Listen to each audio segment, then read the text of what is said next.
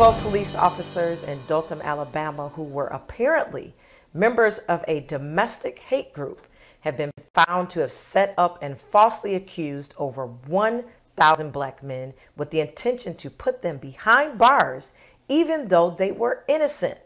According to reports, a narcotics team consisting of at least 12 white police officers, supervised by Lieutenant Parrish, who is now Dothan's police chief, and Andy Hughes, Assistant Director of Homeland Security for Alabama, regularly planted drugs and weapons on innocent black men. Once arrested and charged, the wrongfully accused black men were not given due process. District Attorney Doug Valeska, who prosecuted in those cases, is said to have been aware of the scam and offered protection for the involved officers.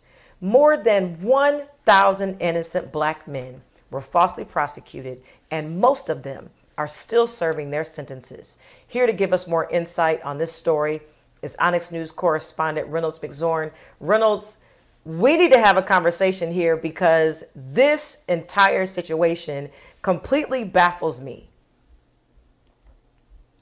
Yes, Nietzsche, this is tremendously egregious on so many levels within the justice system. And just to put this in a certain perspective, Nietzsche, I want to read this quote from the Southern Poverty Law Center about these groups of officers who conducted this kind of behavior. They say the group has advocated for blacks to return to Africa, published that the civil rights movement is really a Jewish conspiracy, and that blacks have lower IQs. This was simply white supremacists running this police department in Dothan, Alabama, Nietzsche. They took a group of white police officers to kind of leak documents and kind of put this on full blast. You find that decisions that were made at the highest levels was made biasly. And then you find like District Attorney Doug Valeska being involved in this situation. This really needs to be handled, I feel like, by the Supreme Court at this point, because we've seen behavior similar to this in other cities. Baltimore, Maryland was dealing with a situation like this, where their police department was accused and found guilty of planting drugs and false evidence on young black men and incarcerating them unjustly.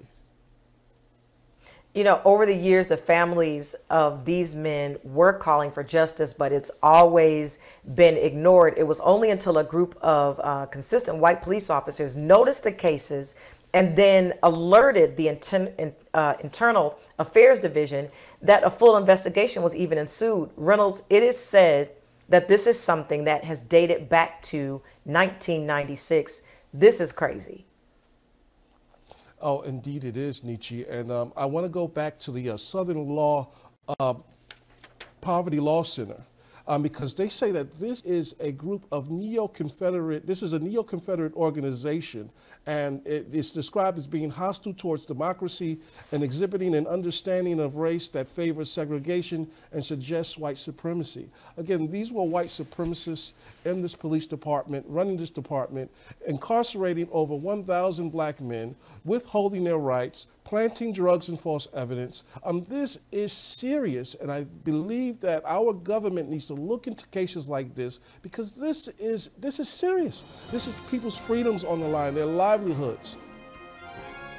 There are documents that have been released that are hoping that a special prosecutor is appointed to investigate this. We look forward to sharing more insight on this story. As always, Reynolds McZorn, thank you for awesome reporting.